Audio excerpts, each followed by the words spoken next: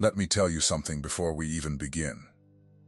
The heaviest thing you're carrying right now is not the thing you think it is. It's not the bills. It's not the person who stopped calling.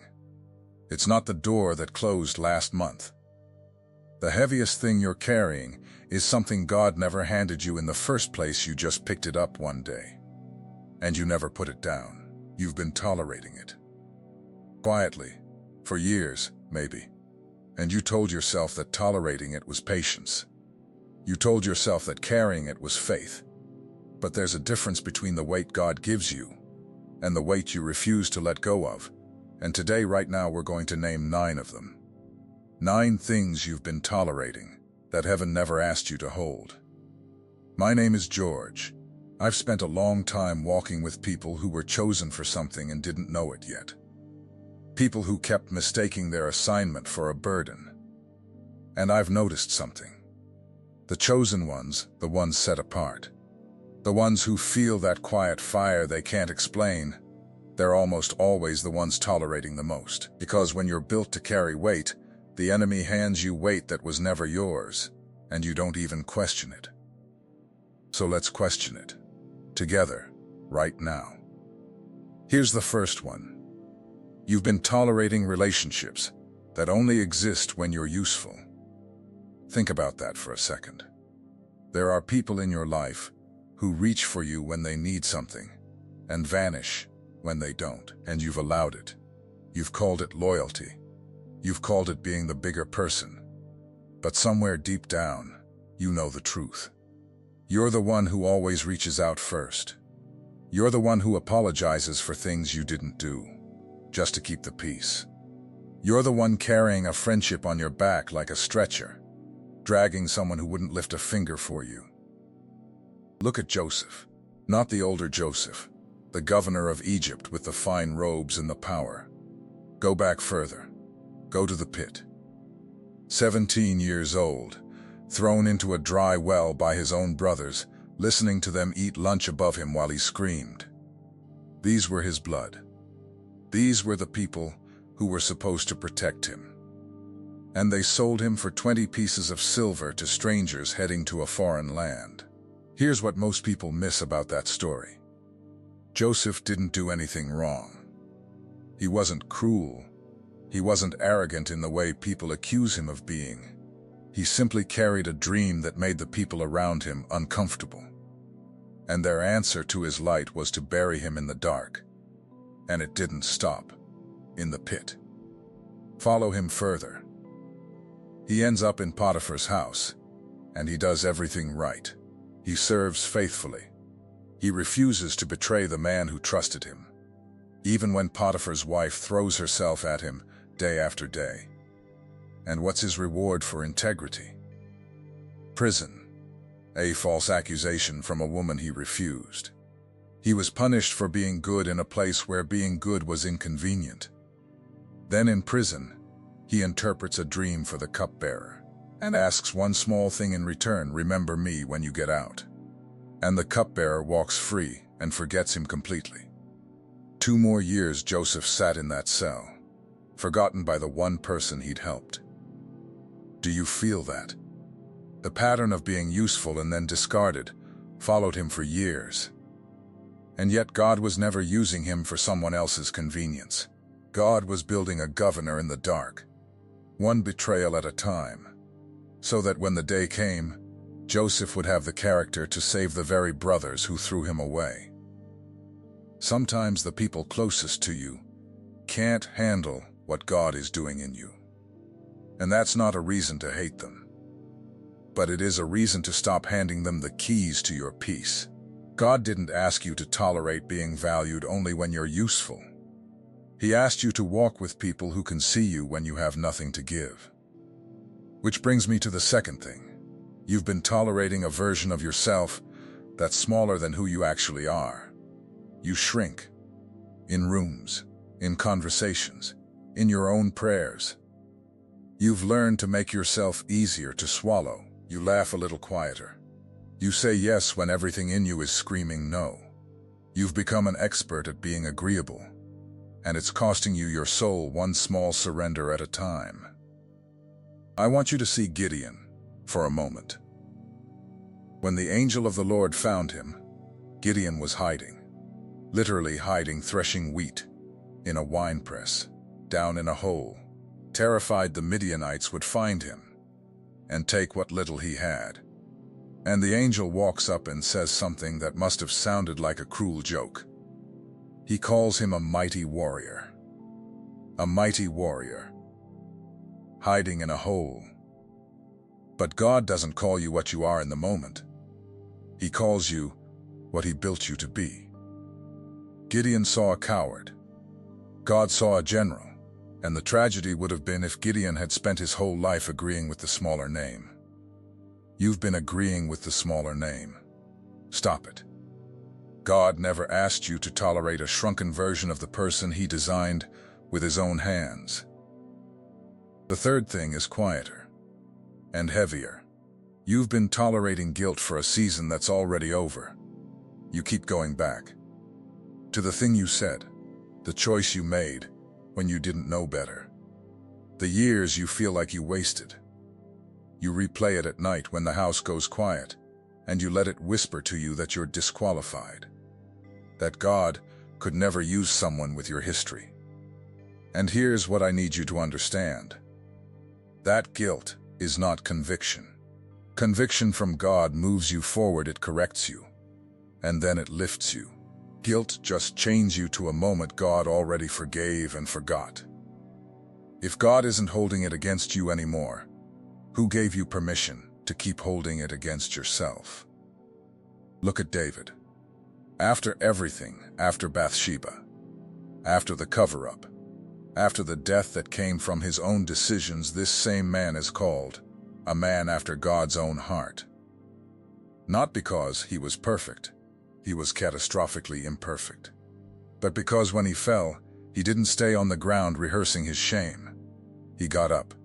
He wrote his grief into psalms. He turned his lowest moment into worship. You are not the sum of your worst day. God never asked you to tolerate a guilt He already nailed to a cross. And I want to sit here with you a moment longer, because I know this one is stubborn. Guilt doesn't leave just because someone tells you it should. So let me give you another face. Think about the woman they dragged into the street, caught in adultery, thrown down in the dust in front of a crowd holding stones. Everyone in that circle knew her sin. They'd already decided who she was, and they were ready to end her life over the worst thing she'd ever done. And Jesus knelt down and started writing in the dirt. We don't know what He wrote, but we know what He said. Whoever is without sin, throw the first stone. And one by one, from the oldest to the youngest, they dropped their rocks and walked away, until it was just her and him. And He asked her, "Where are your accusers? Has no one condemned you?" And she said, "No one, Lord." And He said the words that should echo in you tonight, "Then neither do I. Go and leave your life of sin." He didn't excuse what she did, but He refused to let her worst moment be her final identity. That's the God you're dealing with. The accusers in your own head have been throwing stones for years, and Jesus is kneeling in the dust beside you, asking where they all went. You've been the last one still holding a rock, and it's aimed at yourself. Now the fourth. And this one's going to sting a little. You've been tolerating the noise, so you don't have to hear the silence. You keep the television on, the phone in your hand, something playing, always something playing. Because the second it gets quiet, something stirs in you, a question, a longing, a voice, and it's easier to drown it out than to face it.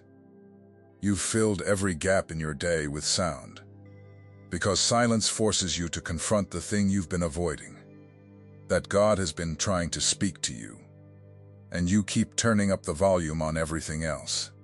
Elijah learned this. After the mountain, after the fire, after the greatest victory of his life, he ran into the wilderness exhausted and wanted to die, and God came to him. But not in the wind, that tore the mountains apart. Not in the earthquake, not in the fire. God came in a still, small voice, a whisper, and Elijah had to get quiet enough to hear it. Here's the thing about a whisper. You have to lean in. You have to stop everything. A whisper is intimate. It's the voice you use for someone standing right next to you. God isn't shouting over your noise. He's waiting for you to turn it off. He never asked you to tolerate a life so loud you can't hear him. And I'll be honest with you about why we do this. It's not that we love the noise. It's that the silence has questions in it we're afraid to answer. What am I really doing with my life? Why does this success feel so empty? Am I on the path God wanted, or the one I settled for? Those questions only show up in the quiet, so we make sure there's never any quiet. We wake up and reach for the phone before we've even said good morning to God. We fall asleep to a screen. We fill the car with podcasts, the kitchen with the television, the smallest gap of stillness with something, anything, to keep the questions away. But God lives in that quiet you're avoiding. Samuel was just a boy sleeping in the temple when God called his name in the middle of the night, and it took him 3 times to even realize who was speaking, because he'd never learned to listen in the stillness. The voice was there all along. He just had to get quiet enough and stay quiet long enough to recognize it. What is God trying to say to you that you keep drowning out at the exact moment he starts to speak? The 5th thing you're tolerating is one almost nobody talks about. You've been tolerating dreams that shrank to fit your fear. There was something you wanted once.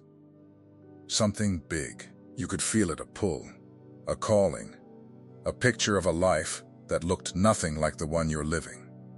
And slowly, quietly, you let it get smaller. You told yourself to be realistic. You told yourself that people like you don't get things like that. And you traded the dream God planted for a version so tiny it couldn't disappoint you. But a dream that can't scare you probably didn't come from God. He deals in the impossible. He told an old man named Abraham to count the stars, and said that's how many descendants he'd have, a man with no children, a wife past the age of bearing them. He didn't give Abraham a reasonable goal. He gave him a sky full of stars. You've been counting your limitations. God's been counting stars over your life. He never asked you to tolerate a dream you shrank down until it was safe. And if you think your fear is too big for God to work around, look at Moses. When God called him from the burning bush to go free a nation, Moses had every excuse ready. He said, "Who am I to go?" He said, "They won't believe me." He said the one thing that must have broken his own heart, to admit, "I'm slow of speech. I stumble over my words. I can't stand in front of Pharaoh and talk."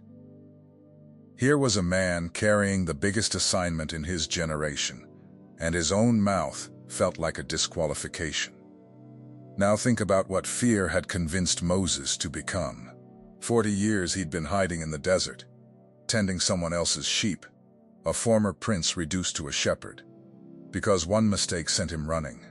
Fear had shrunk a deliverer down into a man who couldn't imagine being used. And God didn't argue with the fear. He just said, "I will be with your mouth. I'll teach you what to say." God never needed Moses to be eloquent. He needed him to be willing. Your dream isn't too big. Your excuses have just gotten comfortable.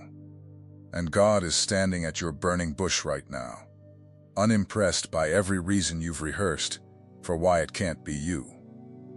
Let's talk about the 6th thing. You've been tolerating people's opinions of you as if they were the truth about you. Someone said something years ago, maybe a parent, a teacher, someone who was supposed to build you and tore you down instead. And you took that sentence, and you built a whole identity on top of it. You've been living inside someone else's careless words, like they were a prophecy. You let a person who didn't even understand themselves define who you were allowed to become. Here's what you need to see about a man named Peter. Loud, impulsive. The one who talked too much and thought too little. The one who swore he'd never deny Jesus and then denied him 3 times before the rooster crowed.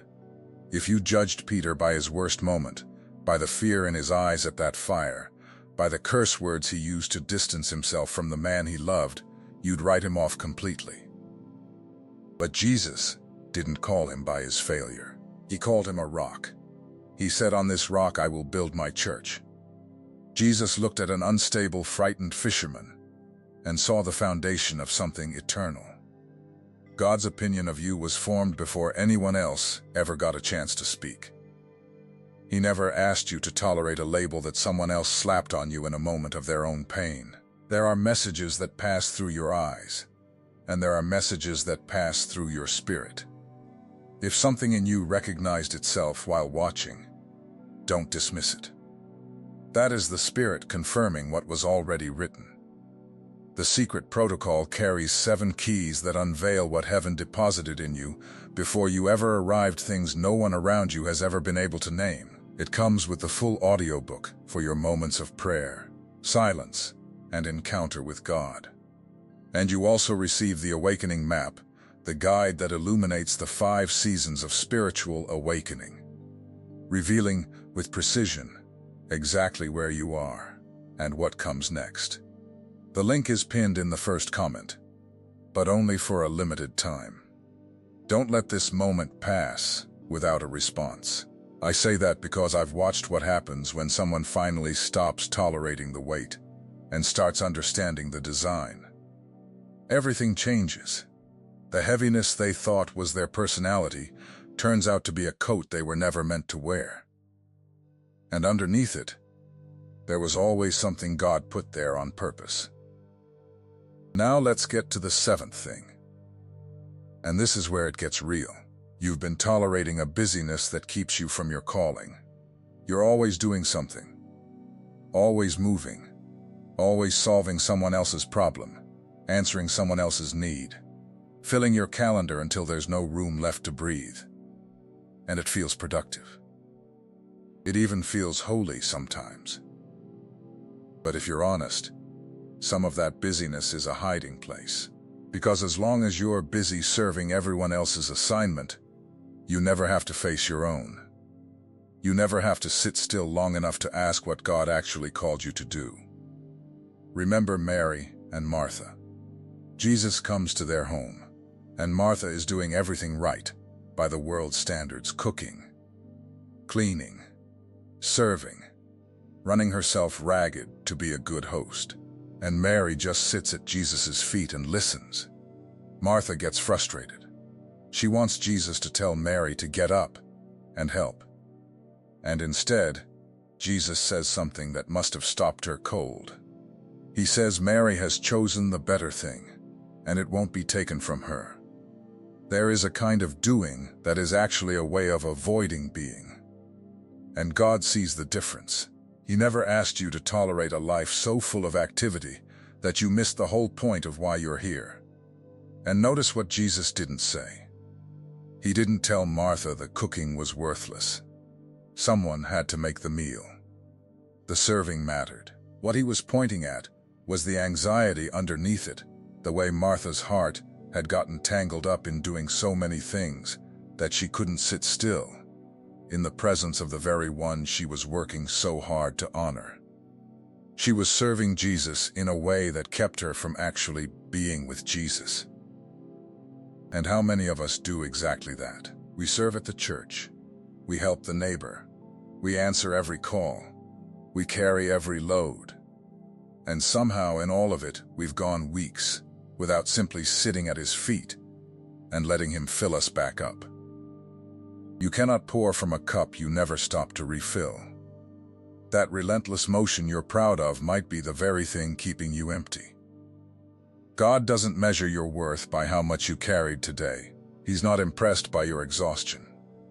He's asking you to stop long enough to remember that you were a child before you were a servant, and he wants your company far more than he wants your labor.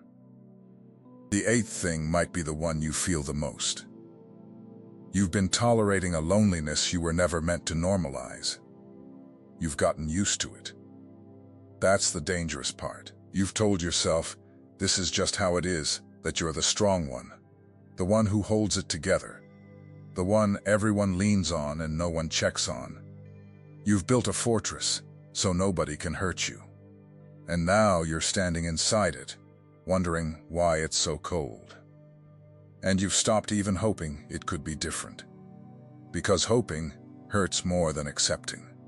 But listen, even Jesus, in the garden, didn't want to be alone.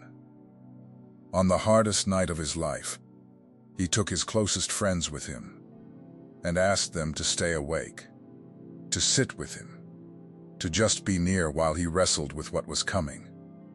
The Son of God didn't pretend he was fine. He said his soul was overwhelmed to the point of death. And he reached for people. You were not built to carry everything by yourself in silence. The strength you've been performing is exhausting you, and God never asked for that performance. He asked you to let someone in. He never asked you to tolerate a loneliness you started calling independence. And I've watched this one destroy strong people slowly. Think about Elijah again. Right after his greatest victory, he just called down fire from heaven in front of the whole nation. He should have been on top of the world. And instead he ran into the desert, sat under a broom tree, and told God he'd had enough, that he wanted to die. Do you know why? Because he believed he was the only one left. He said it out loud. I alone am left. The loneliness convinced him he was the last faithful person on earth, that he was carrying the whole thing by himself and no one understood. And what did God do? He didn't lecture him. He let him sleep. He fed him.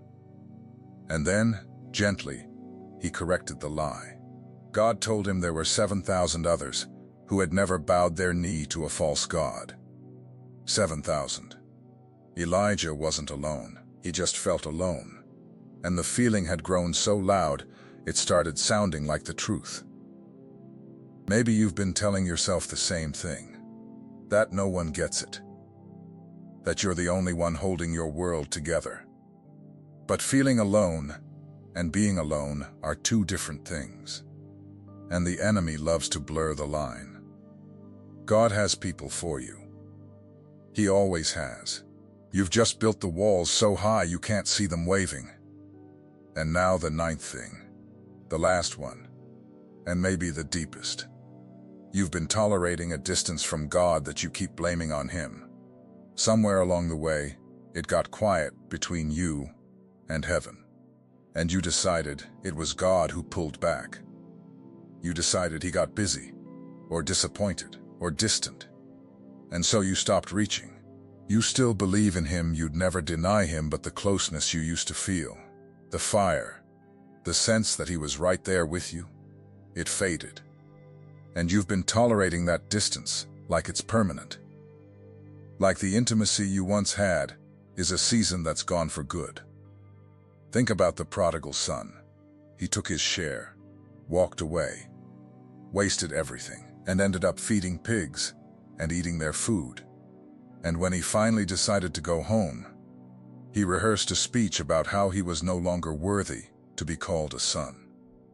He was going to ask to be a servant. He had made himself so small in his own mind that he couldn't imagine still being loved.